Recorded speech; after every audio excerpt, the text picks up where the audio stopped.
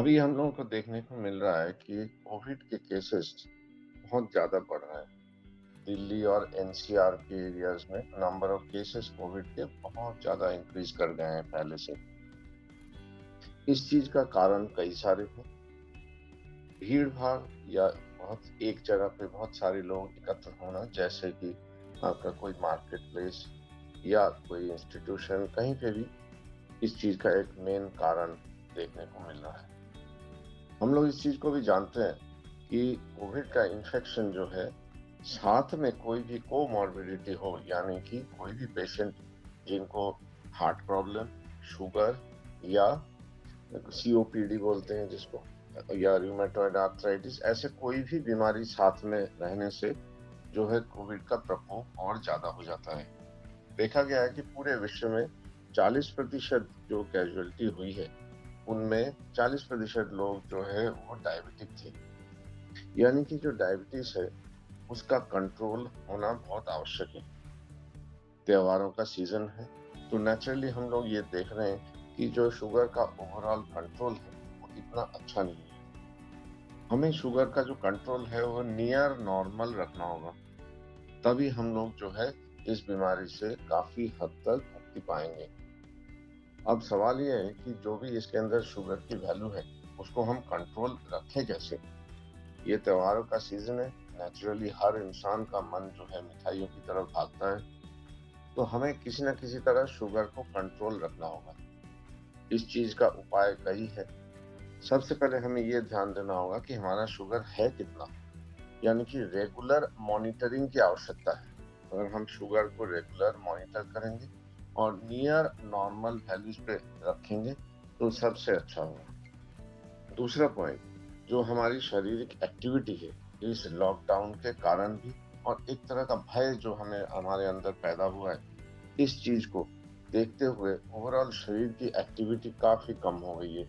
ये भी शरीर में शुगर को बढ़ने का एक कारण है।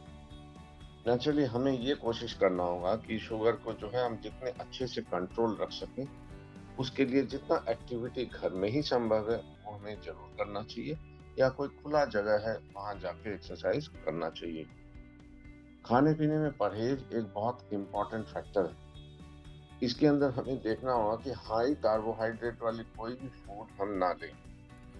हमें कॉम्प्लेक्स कार्बोहाइड्रेट जिसको बोलते हैं, जिसमें स्टार्च की मात्रा कम हो, ऐसी वाली डाइट को थोड़ा देखना होगा।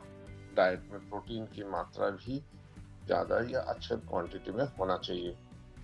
जो भी हम लोग खाना खाएंगे उसका डेफिनेट टाइमिंग्स होना चाहिए। हम अपनी इच्छा से कभी व्रत रख रहे हैं या कभी बहुत लंबा गैप दे दे रहे हैं, उसके बाद सडनली हम बहुत सारी चीजें एक साथ खा ले रहे हैं, ये भी करना उचित नहीं है।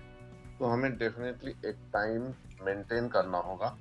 इस टाइमिंग को मेंटेन करते हुए हमें देखना होगा कि हमारा शुगर, जो आजकल हम बोलते हैं टाइम इन रेंज कॉन्सेप्ट, यानी कि कितनी देर तक 24 घंटे में हमारा शुगर कंट्रोल के रेंज में रहा, वो भी हमें देखना होगा। ये सारी चीजों को देखते हुए साथ ही साथ मेडिसिन का प्रयोग भी उतने ही इम्पोर्टेंट है जितना कि दवाई या एक्सरसाइज। डॉक्टर के संस्पर्श में हमें आना होगा। शुगर की जो मेडिसिन की जो एग्जैक्ट डोज होगी वो फिक्स करना होगा। देखना होगा कि जो भी हम लोग मेडिसिन वगैरह ले रहे हैं वो पर्याप्त और सही मात्रा में ले रहे हैं कि नहीं। तो शुगर की जो मॉनिटरिंग है, शुगर की मॉनिटरिंग आवश्यक है। शुगर को मॉनिटर करेंगे हम लोग, और साथ ही साथ देखेंगे कि शुगर की जो मेडिसिन का डोज है वो एडिक्वेट रहे। यानी कि चारों तरफ से हमें प्रयास करनी होगी शुगर की मात्रा को कंट्रोल करने के लिए। कंट्रोल ऑफ डायबिटीज जो है बहुत इंपॉर्टेंट है बाकी और तरह के इन्फेक्शन कैच करने में। अगर कंट्रोल प्रॉपर नहीं रहा तो उसी तरह का इन्फेक्शन, चाहे वो कोविड हो या किसी और तरह का इन्फेक्शन हो, वो भी कैच कर जाता है। इस चीज को रोकने के लिए हमें शुगर का कंट्रोल जितना अच्छे से रखेंगे, जितना हमारा शरीर फिट रहेगा, उतने ही कम इन्फेक्शन के चांसेस होंगे।